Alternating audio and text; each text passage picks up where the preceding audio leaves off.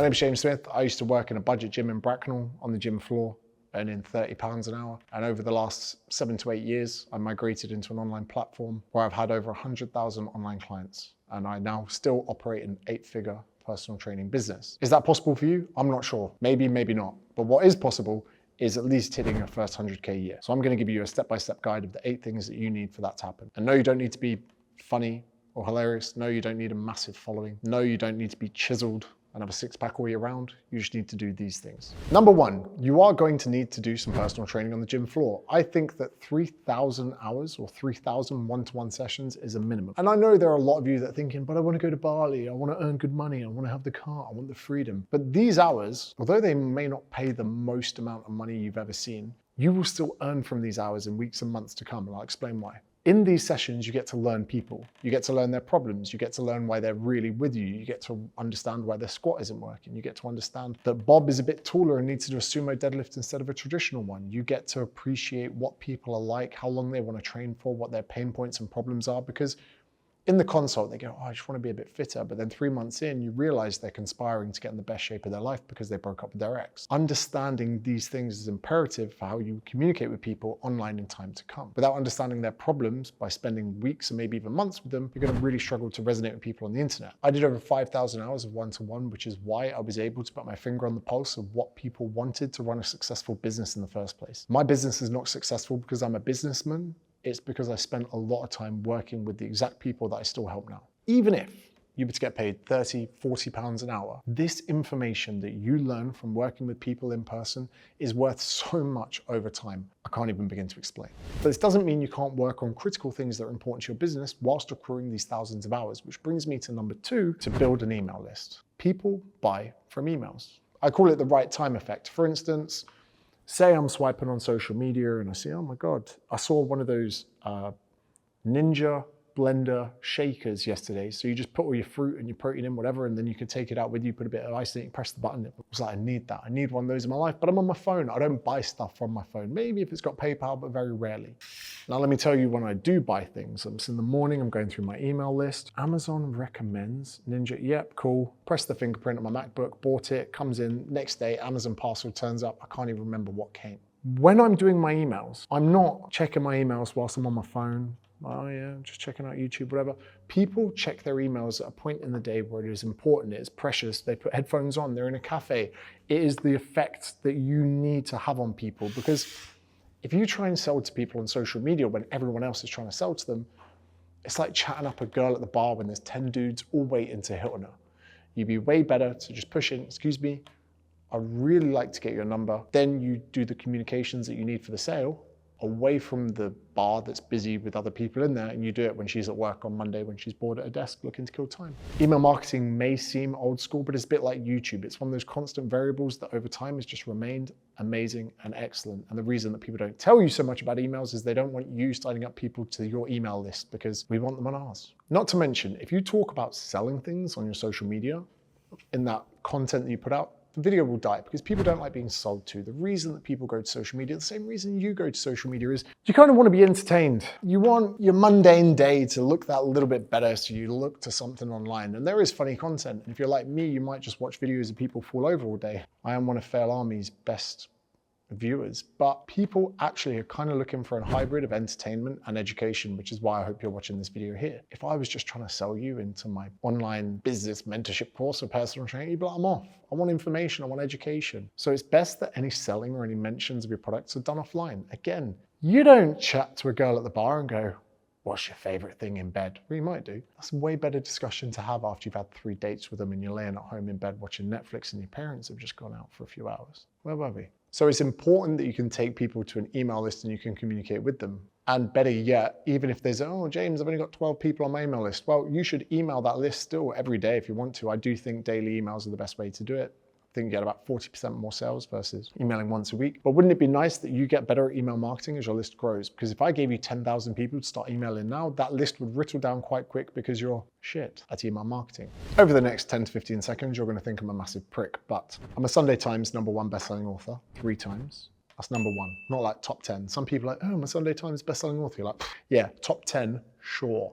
But that number one spot 3 times was because of email marketing. It's because my email list is better than my ability as an author. There were way better authors in the 3rd and 4th slot. They just didn't have a big email marketing list. 100,000 people going through the James Smith Academy, 8-figure business, email marketing. It's not even that I'm that good at a personal trainer. It's that I've got the big email list. What else? Sold out tours, events. I wish it was me, but it was my email list. So number 2, email marketing. Now we look to number 3, which is the piece of technology that's been around for quite a while, but gives us the opportunity that our parents, our grandparents, actually no one else in history of the universe has ever had before. And if we utilize this thing right, we can tap into potentially millions of people, pay off our parents' mortgage, have the dream car we want in our 30s, and lay down on planes. And that thing, number 3, is social media. Social media being stage 3 actually helps you with stage 2. And the only reason really you should be using social media is to get their information. That can sound quite reductive and make you seem like you're some kind of robot, but let me explain. Dating and a sales funnel, they're very similar. You might have heard me talk about this before. When we go out, if you wanted to have sex, you actually don't just go out and say, I want sex. You put yourself in a position, there are loads of people that would be right to have sex, like a nightclub, which is what social media is. And then you're in that nightclub. See people on the dance floor, no, not right for me, not right for me. This person's right for me. Remember, you're not trying to get everyone to sleep with you in the club. You're actually going to go out, find the type of woman that you want or man. And when you find that person, you just talk, you get them to know you, like you, and trust you to the point you get their information. A lot of the time, if you're classy, as I was, you would say, lovely to meet you, kiss on the cheek. Next day, drop them a little message. Lovely to meet you last night. If possible, do you want to meet for a drink? You would have to get maybe 10 numbers to get 7 dates, in my case, obviously 10 dates. To get that, 3 of them be right. 1 of them, you might have a little relo that goes for a few months until they get a bit clingy. Then say they want you to go to a wedding as a guest and you ghost them and never talk to them again. Sales funnel operates in a very much similar way.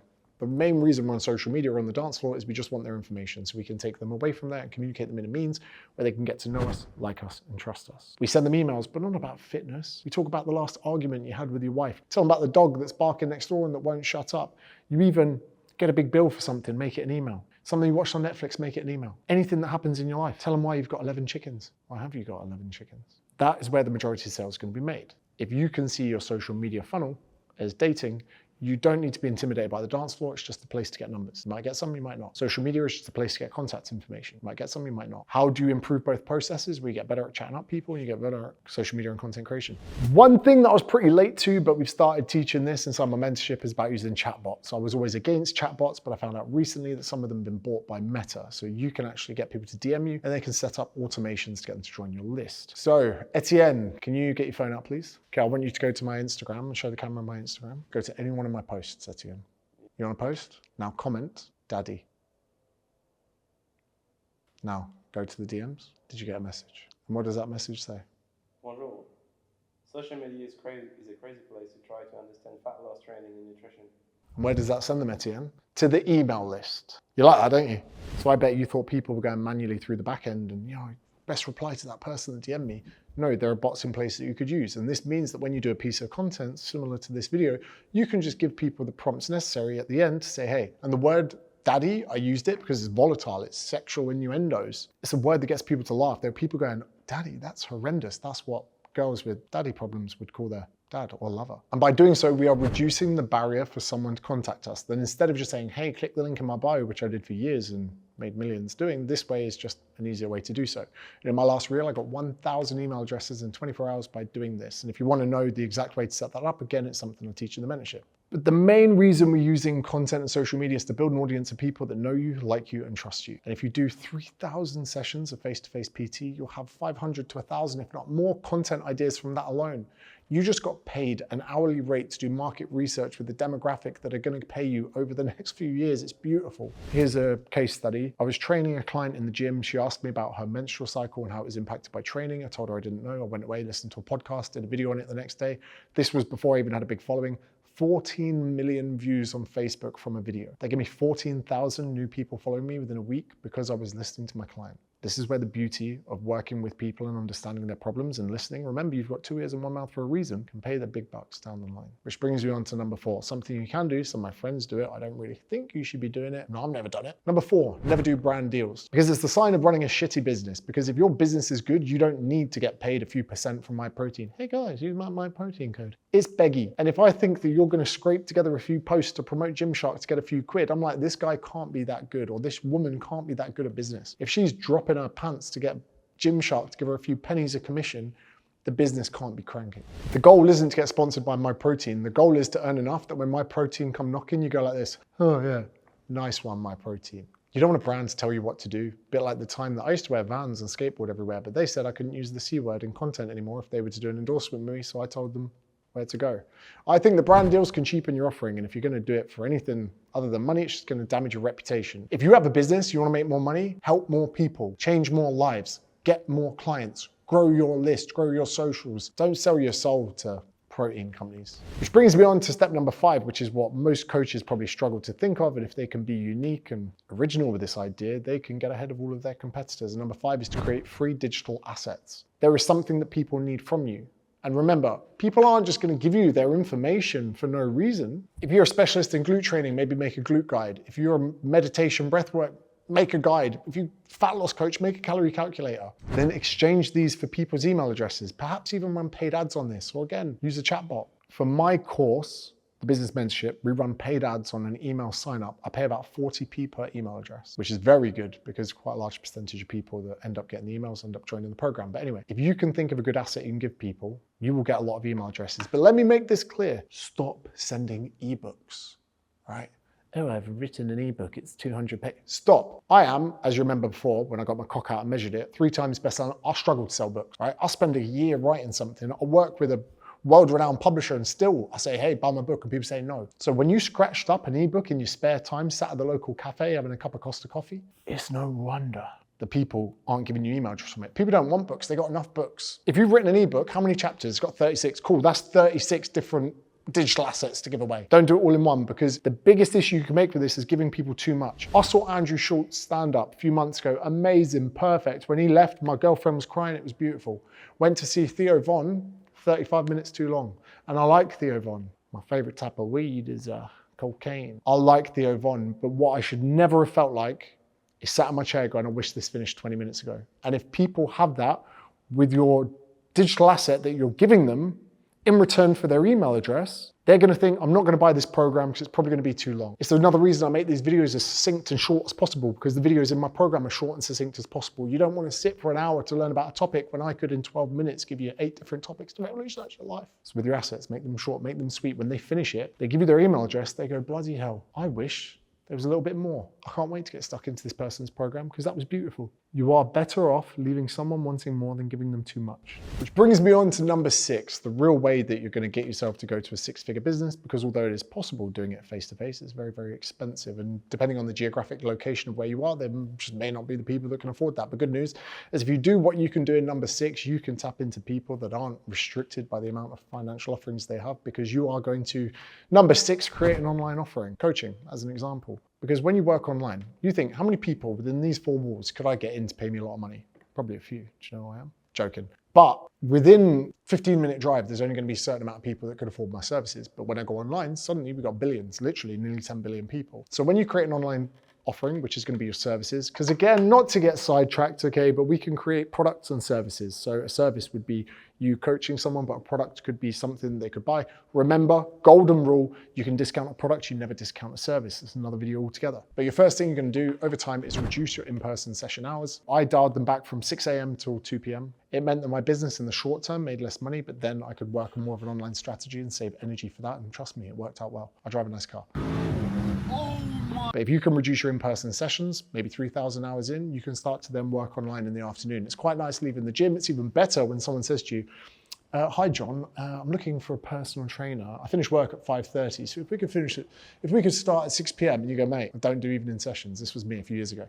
Someone's like, what do you mean you don't do evening sessions? They're your bread and butter. I said, mate, I get in here at 6 a.m. I'm not being seen dead in this gym after 3 p.m. Your dentist wouldn't work 15 hours. There's no reason you should. So that's beautiful. When you shorten your day, you cram all your clients into the first bit, you leave that gym at 2 p.m. knowing you're not coming back for like another 18 hours. You build an online community of your paying members, put them in a group together, let them chat, put them in a Facebook group, whatever it is. Now, to be a 6-figure online coach, which sounds cringy, Americans, right? I'm an entrepreneur. Go get it, man. Land of the free. In England, you don't say that. You tell someone in England you're an entrepreneur, they'll slap you. Because we don't like to hear about people making money because they think it's like a a zero-sum game where if you're rich, we must be poor to accommodate. That's why they hate billionaires. Billionaires get more hate than millionaires, even though they probably employ more people. Anyway, stop getting distracted. If you want to be a six-figure coach, that's £8,333 per calendar month. So if you had 55 people paying you £37.87 a week, you're on 100K. Again, 55 people sounds too many. You could have half that amount of people paying you £70. You know what I mean? Now, again, you're probably thinking, why would someone charge £37.80 a week? Surely we want to get the money off them up front. Surely we want to get them paying high ticket 6 months up front, which brings me on to number 7, the one biggest battle we can play in psychology that not many people tap into. And if they get this right, they can make more money. And that is number 7, pricing. I prefer weekly versus monthly. I think it reduces the barrier to entry. The only reason you'd be truly concerned with doing weekly versus monthly is that someone would join for a week or two and then they would leave,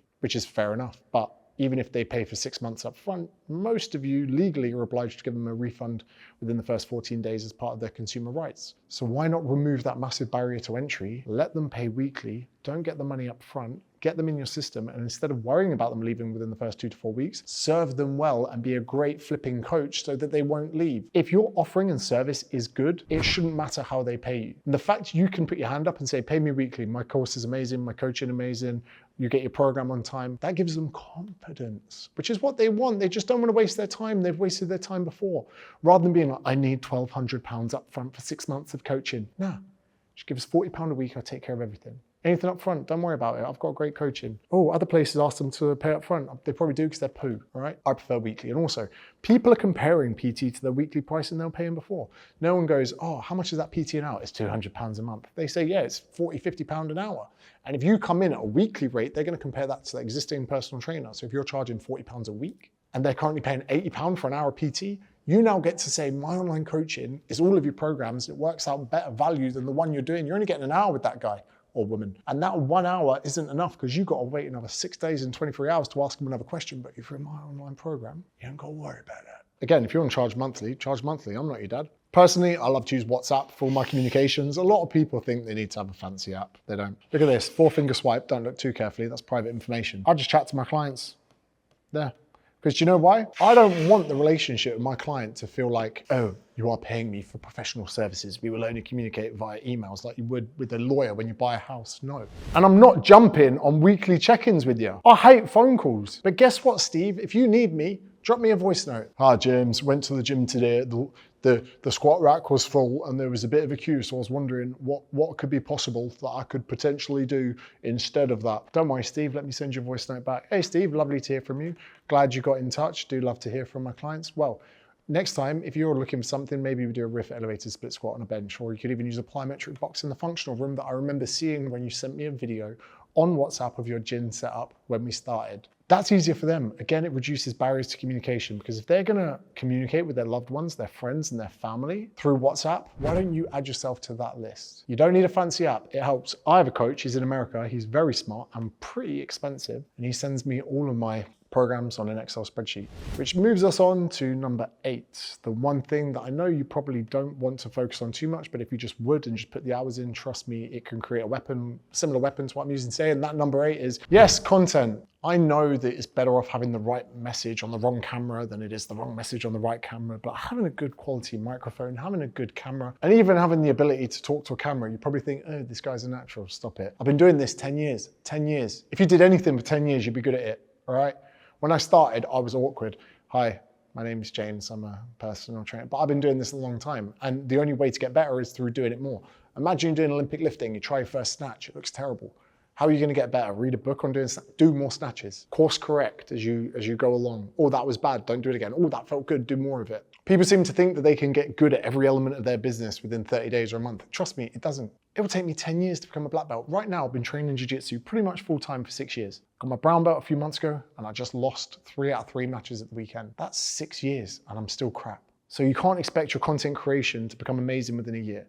But within 3 years, maybe at the 10-year mark, I'll get my black belt and it will all be worth it. Then my opportunities to monetize, to make content, to be an authority within that space become real. If I'm gonna spend 10 years of full-time training to accomplish a belt, you can put in 1 year of solid content and all the things I've done without expecting online clients to flourish and choose to fly first class to Dubai. It took me 4 years of doing the exact thing I'm talking to you about before I got my first online client. It took me 4 years to get 10,000 followers. It took me 4 more years to hit 1 million. If you can be patient and appreciate and respect the things that I've told you about, you can really do well as a personal trainer. We spoke a lot about emails and the power of email marketing. And I'm going to show you in real practice just how well this works by putting a link in the description where over the next month, every single day, I'm going to email you a really important nugget of wisdom for your business, which is going to revolutionize your life. But the only way you can get more information than this initial video for free is to give me your best email address. Click the link in the description. Thank you very much for watching. And you're probably thinking, what's in it for me? Good question. One, the majority of personal trainers never see their second year. The reason that's shit is that when people now go to the gym, all the coaches are inexperienced and they don't understand problems, haven't worked with enough people. If I can help PTs run better businesses, we have happier coaches with more fruitious businesses that are more experienced. That means that people get helped better. Better standard of coaches, better standard of expertise equals a better environment for people that need help. And secondly, because I get paid really well.